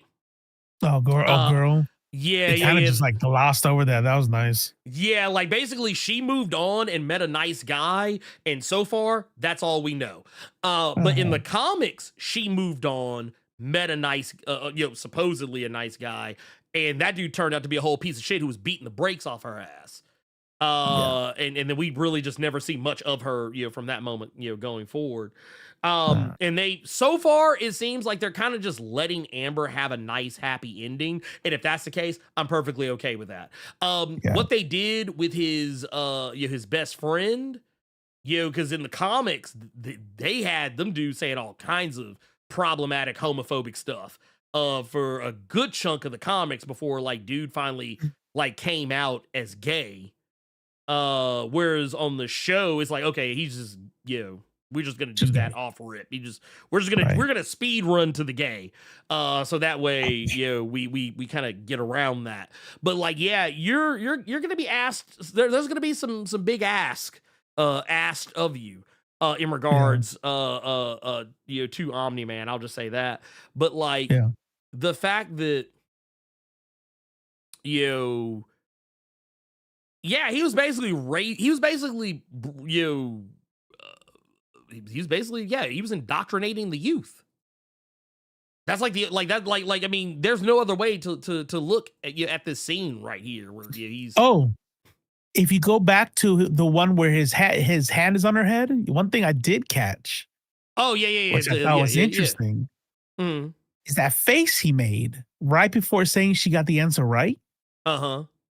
That was disgust. That was anger. Yes. Yeah. It was 100%. like, fuck, I wanted to smash her fucking face into the ground. I was mad that she got it right. 100,000,000%. He was, and then you see his parents and you're like, bruh, okay, all right. Which, I mean, I think that's just yet more of a reason to kind of give us to be like, hey, he wasn't all like, well, maybe he was always the way, but this is why he is the way he is. This is why, he was calling Debbie his pet and, shit like that. It was like, because I mean, that's the thing. Right. That's literally how he literally, like, and also, that's also kind of another thing too, kind of knowing what you know, and then going back kind of looking at it, I was like, man, that dude kind of turned on a dime. Jesus Christ. It just, that's kind of a shortcoming, I think, of the writing of Invincible. Like, and I'm not just talking about the show, I'm talking about the comic as well. Because that's another thing the comic does. There's another character who does something very deplorable. And then over the course of the comic, you are supposed to forgive this person. You're supposed to forgive this person. His abuser. Yes. Uh-huh. Yeah. Yeah. You're That's another thing supposed. they kind of just glossed over. They didn't really like Yeah. make us get into that. They're honestly, I don't think they're gonna do it. I hope they Hmm. don't. Actually, I actually really hope they don't because it's one of those. Oh, the moments event in- hasn't happened? I thought the event has happened. No, no. He's met her, but she's not like done anything She's to him. done the whole thing, yeah. Yeah, Okay. like she's kind of she's made like some passes, but like they haven't really Got it. so what's gonna happen is with everything they're building up to right now, they're leading up to it. And I'm kind of Got hoping it. when they get there, they just go, yeah, anyway, and just completely sidestep that whole scenario. I don't even want them to address it. Because that's also another thing that happens in the comic is that you're also going to reach a moment where you're going to be asked to get over it. That's right. That's And right. I'm sorry, but that's not the way. Yeah, that was another thing too. The way that shit actually happened. The way that shit actually happened was, I like I said, there was no good part of that. Just I don't know. Honestly, if they do it at all, honestly, I really do not want them to do it. I really hope they do not do it because it is so fucking uncomfortable. And I know that kind of uncomfortability is really attractive to people when they want to write a show where they want to like get people talking. It's like, ooh, I know how we get them talking. Let's adapt that scene. It's like, or maybe you couldn't. Like, okay, here's the thing. The only reason I would be okay with them adapting that scene is if they made it very clear from the outset, we are going to handle this better. Like if we're actually going to address the topic of SA, if we're actually going to address the trauma that that SA can have on not like I would not just on a person's psyche, but on like a man's psyche, because that's kind of the thing that never really gets talked about in Hollywood. You never really see people like try to shine a light on how, yes, we know women can be SA'd and it's awful. And a lot of times we almost spend more time policing the victim than we do actually policing the people who perpetrate it. But like, I do feel like we're kind of in that state where men still are kind of treated as though they can't be SA'd.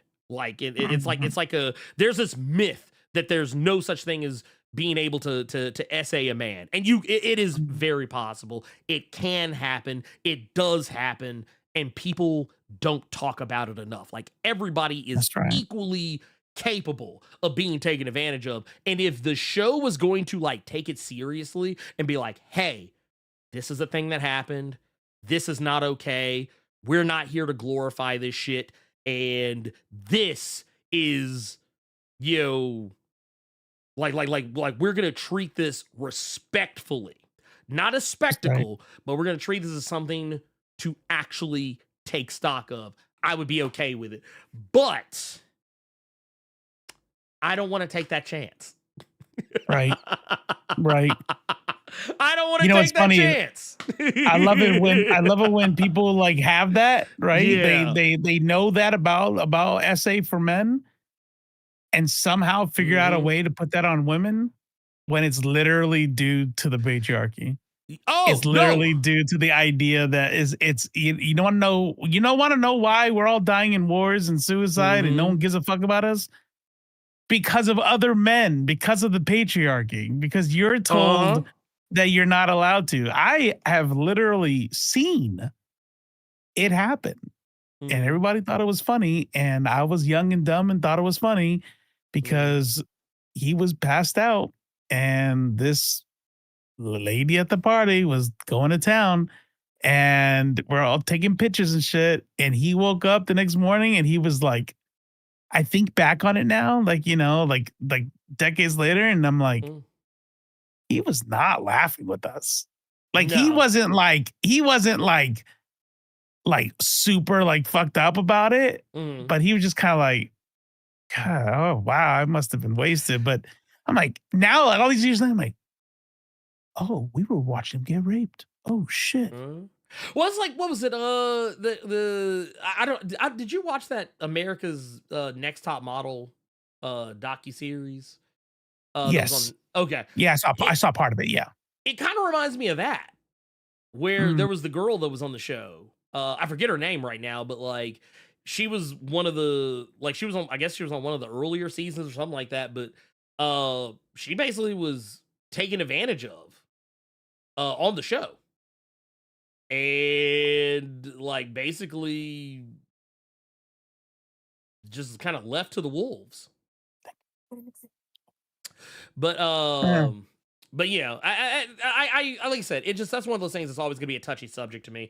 I feel like yeah, because I think I saw somebody else bringing up the stuff like Law and Order, like SVU, like they handle stuff like that. But the thing is, they're always gonna handle that stuff way more respectfully. They're always gonna handle that stuff infinitely more respectfully than what I would expect for like a show like Invincible to handle. And that's just me. I was trying to think if there was anything else. No, I think that's it. That's really the majority of everything I kind of want to talk about with Invincible, for the most part. What's this about Drewski? LA chilling. Did you guys already talk about Drewski? What No, happened? no, What no. happened? We didn't. No, we didn't talk about Drew. Oh man, you didn't hear. So you didn't Nah. hear. So lo and behold, you know how Drewski. Remember when Drewski did the skit not that long ago where he was where he was in Quotey Fingers whiteface and hanging out around MAGA folks and going to NASCAR. Right, Well, here, right. don't look up nothing. Don't look up nothing. Don't look up Okay. nothing. All I'm right. about to play it. I'm about to play it All for you. Bet. So let's do that. Here, let's get it. All right, here we go. Bam. She brought me some chili and Fritos. Oh man, dude, that sounds so fucking good right now. I'd kill somebody for some chili and some Fritos right now. So check this out. Here you go. I present to you the one, the only Erica Kirk. Erica Kirk. On your feet, boy!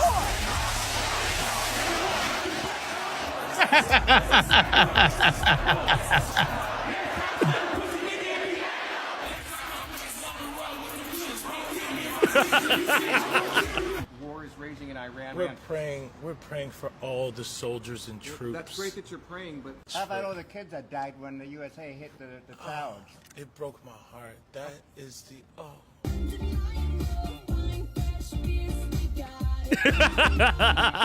White chicks, MAGA. This shit. I love it. I love it. In what ways have you grown closer? Oh, to this Jesus? part. This is it. a righteous God.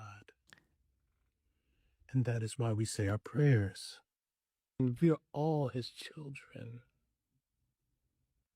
But when I say children, I mean like the holy blessed Trinity, which is why I hold the Bible.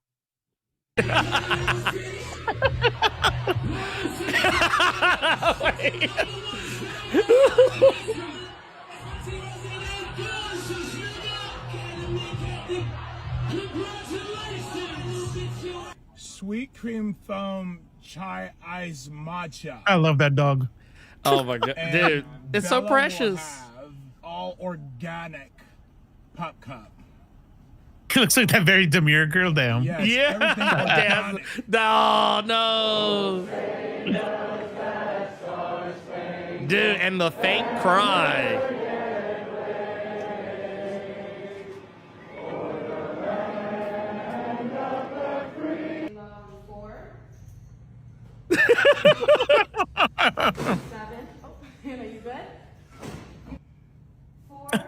It's wild. Hold your chest lifted. We're gonna lift. We have to Look, protect our white girl in the men, back try not to laugh.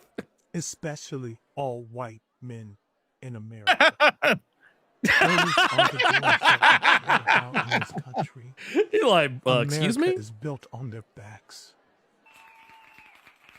He like, excuse me? because they are the ones who mattered most.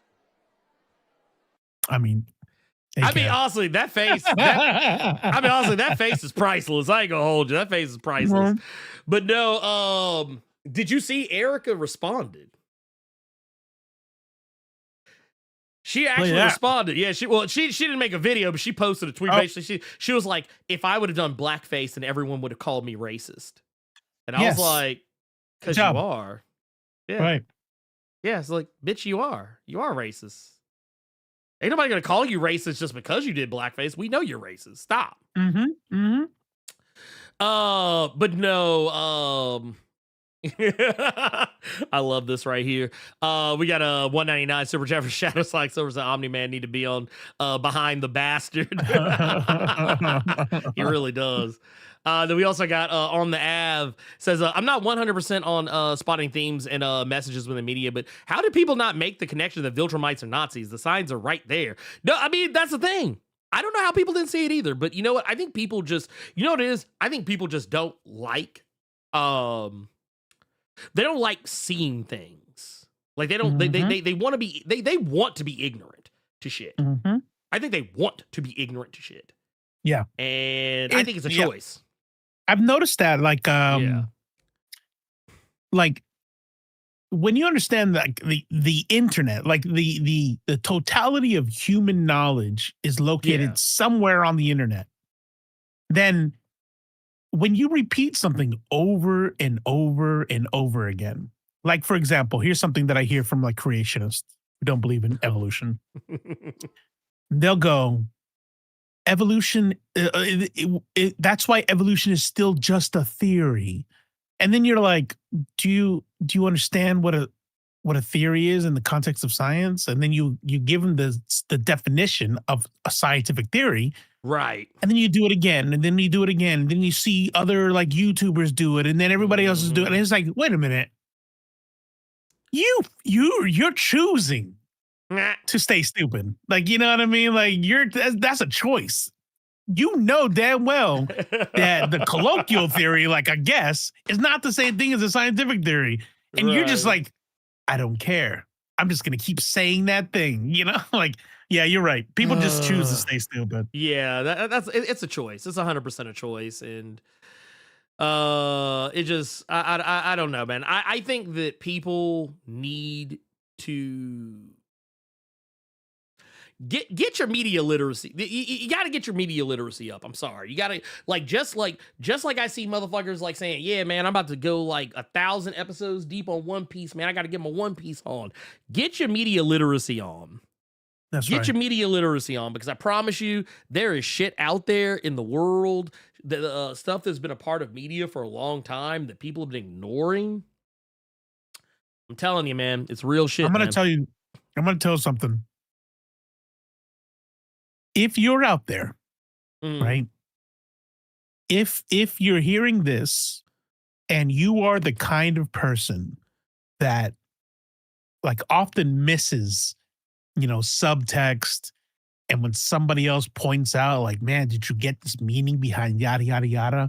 If you're the kind of person who doesn't get that a lot, and whenever somebody talks about media literacy, you might be like, and I think that's me, because I'm always missing shit like that.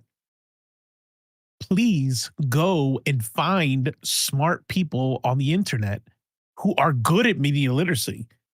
Because I spent most of I've always been good at like logic and critical thinking. That's just the way my brain works. But I was stupid. I was still stupid because I didn't pay attention to politics. I didn't read, I didn't read powerful people. And when it became time to start taking politics seriously, I had already been alive for 35 years. And I think that really put me behind the power curve because I hadn't been using my brain that way. And right, if you don't use it, you lose it. And so what I had to do was I had to like go watch smart people and watch what they're picking out. Now, you don't just pick anybody. You got to know your source. You got to, do I align? Does this person align with my morals, my values? What do other people think about them? And so once you find somebody you trust, just keep watching that. Watch their analysis. And I promise you it'll bleed over. You'll start figuring out how to catch this shit. But right. I mean, if you're already the smartest person in every room you walk into, you think you are, then you're probably just gonna stay stupid. So, you know. Nah, that's I just need people to be better. I just need people to be better. And I think everybody should try to be the change they want to see. That's right. Speaking of Michael being the Jackson told you. change. Wait, what was that? Michael Jackson told you. Yeah. Be the man in the mirror. I'm asking him to change his ways. But no, speaking of no message being any clearer, I'm hungry, so I want to go eat. That said, I will answer this real quick because this is just a very simple one. I heard about Darren Aronofsky's new comic, Human Nature. I will be checking it out, just out of morbid curiosity, if nothing else. But right now, I have so many fucking comics to read. Apparently, some comics just landed on my doorstep because I ordered some shit, and I got some indie shit that I'm reading right now too. By the way, shout out, let's use our platform for good. I want to give a shout out real quick to a friend of the channel, John Cooley. We got 28 hours left on the Rise of the Golden Dragon issue 3 Kickstarter. Got that bad boy right here, love. Right here, love. We got it right here. And right here, this is good shit. If you haven't seen my video, I did a video talking about the series. It's basically John Cooley's love letter to Barry Gordy's The Last Dragon. Has some very similar themes and setup, but it's about a black martial artist, actually half black, half Korean, so but still he's black. But he's a martial artist who discovers that he is the heir to the power of the Golden Dragon. And he also has a Sho'nuff style character, who is in his midst. But yeah, this is the cover for issue 3 right here. It's not manga, it's manga, because we in Memphis and we always say Maine. So it's manga. It's really good shit. Awesome artwork. Erwin Presetya is the artist on this shit. It is fantastic, just really amazing stuff. Highly recommend. Go check it out. I'll drop a link if I can actually doing everything but I'll drop a link in the chat for you if you guys want to go check it out. Let's see here. Did it wait, what did it here? Remove that. Or here oh, you know what? I removed the wrong thing. But here, I'm gonna drop this link in the chat. I meant to remove something else. I removed my pinned message from earlier.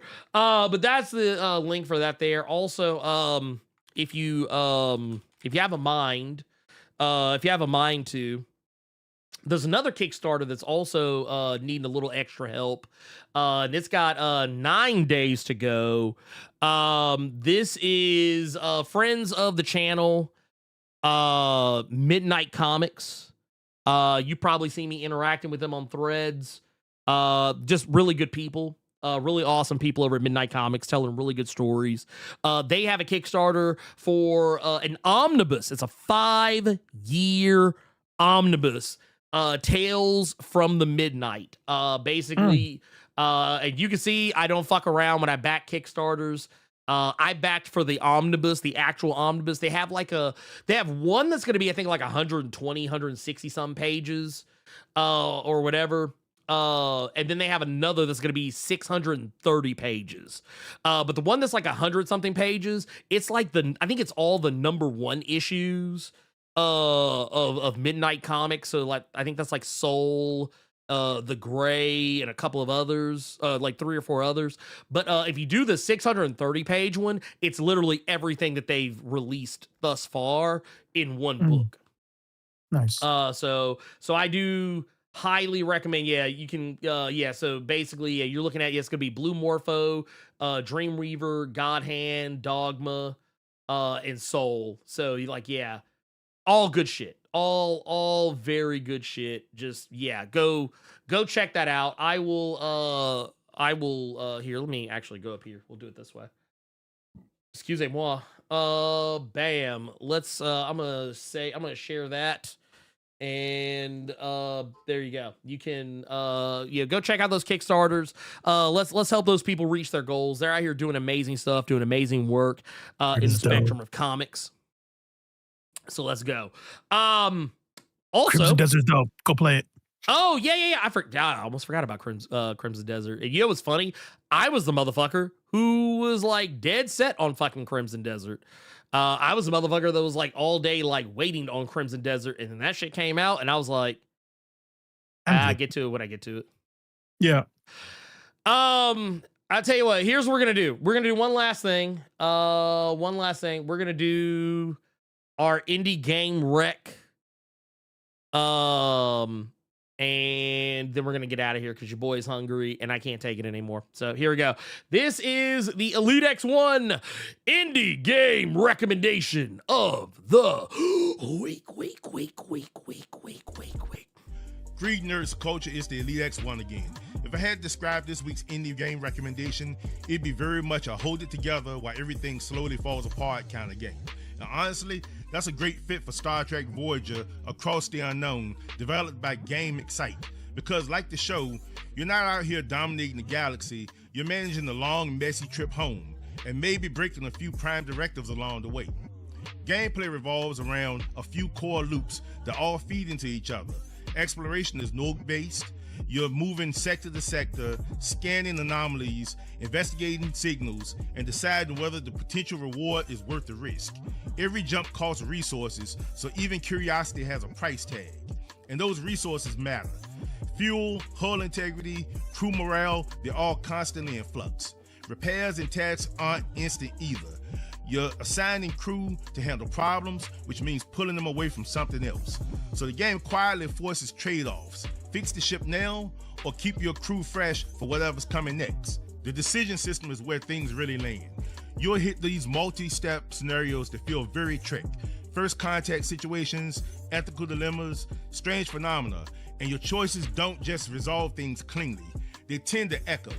You solve one issue and a few steps later, something else pops up because of it. Combat is in the mix, but it's not the star. Encounters are short and tactical, managing shields, weapons, and timing abilities rather than going full action mode. It's more about control than spectacle, and it fits the overall pace. Crew management ties it all together. Each officer has strengths, roles, and limits. Overwork them and performance drops. Ignore tensions and problems start stacking up. It's less about min-maxing and more about maintaining balance under pressure. And if you played the Trek-inspired Halcyon 6 Starbase Commander, most of this will feel familiar. The structure, the event-driven flow, but Across the Unknown pulls back on the scale. It's less about building something big, more about keeping something fragile from breaking. Progression comes through steady upgrades, better systems, more options, but the game never really lets you feel comfortable. You're always just a step away from things going sideways, RNG screwing you over, or a bad decision coming back to haunt you. Overall, this is a slower, more deliberate sci-fi strategy experience. It's a Trek fan's dream, what-if scenario machine. If you're into choice-driven gameplay where every system nudges against the others and you don't mind a bit of pressure along the way, it's a solid trip through the Delta Quadrant. And it's just fun seeing Voyager storylines branch off into undiscovered territory when you change major events in the series' timeline. Just don't expect smooth sailing. Star Trek Voyager Across the Unknown is at its best when things get complicated. Grab it now on PC and all major consoles. All right. Not I bad like at it. all. I like it. Mikey likes it. Yeah, I'm gonna have to check that out. Man, I ain't gonna hold you. I've been so busy. I haven't like the only thing I've played recently is Resident Evil 9, and I played it a lot. So like, I think I played Resident Evil 9 a total of 9 times, all the way through start to finish. And I did beat it on Insanity, so I'm pretty much done with that game. Nice. Minus like I gotta go find one thing, but I'm not worried about that. But I'm gonna check out Crimson Desert maybe sometime soon. I'm not in the biggest rush right now because I got so much stuff that I need to be like focused on. I don't need a game like distracting me again, like because Resident Evil 9 shut me down. I was just locked away. Nice. But yeah, I will get to it.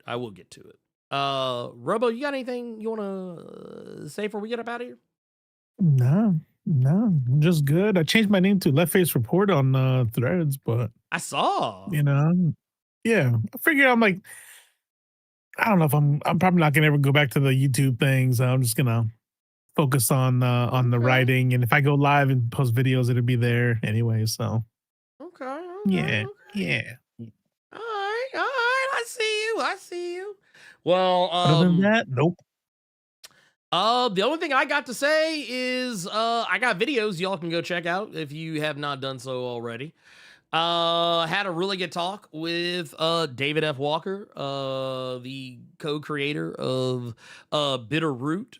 Talked to him very recently about his crowdfunding campaign for his indie comic, The Monster of Blackenstein, which has already hit its goal, to my understanding. I believe so. And I guess, you know what, while we're talking about, since we're talking about Kickstarters, we're sharing Kickstarters. If for whatever reason you were not aware of this Kickstarter, well, let me get you familiar, and you can go watch that video. Please go watch that video. But also what I would say is go to that link and you will find the Kickstarter for it. It is in the chat right now. But yeah, it's a really cool kind of a take on the story of Frankenstein's monster, and from the perspective of a of a black character. Really good shit. I would also say go check out my most recent video about Rise of the Golden Dragon. I did a really nice talk with Troy Brownfield, who wrote X-Men for Dummies. It was a really good chit chat. Highly recommend. Go check those out. Those are like, these are more like those, the last are more like long form videos. So I don't really expect a lot of people to like engage with those, but a lot more people have been watching them than not watching them. So I'm quite pleased. I'm quite pleased with that. And also don't forget about the website dcsowhite.com, because I haven't forgotten about it. It's still a thing. And we are still keeping our foot on DC's neck firmly, because we are still 1,136 days without a black character-led book in main continuity. And because we've already seen the solicits for June, we also It'll know be even longer. Oh yeah, we also know you can add, you can actually bump that up to like I think if you go by June, then we know it's 1,240 something days without. So yeah, make sure you go check that out. Get up to speed on it and air DC out on social media. We got to make it hot for them. We don't make it hot for them, then nothing will happen. And I already have it under good authority that they are already feeling the pressure. So let's make them feel more of it. Right. Okay. That's all I have. Anyway, let's get up out of here. I'm done. I'm gonna go eat, and I guess in the meantime, make sure that y'all are taking care of yourselves, being good, staying happy, healthy, and sane out here in these really weird and just outright deplorable times that we live in. And you know what? Always and forever, Donald Trump.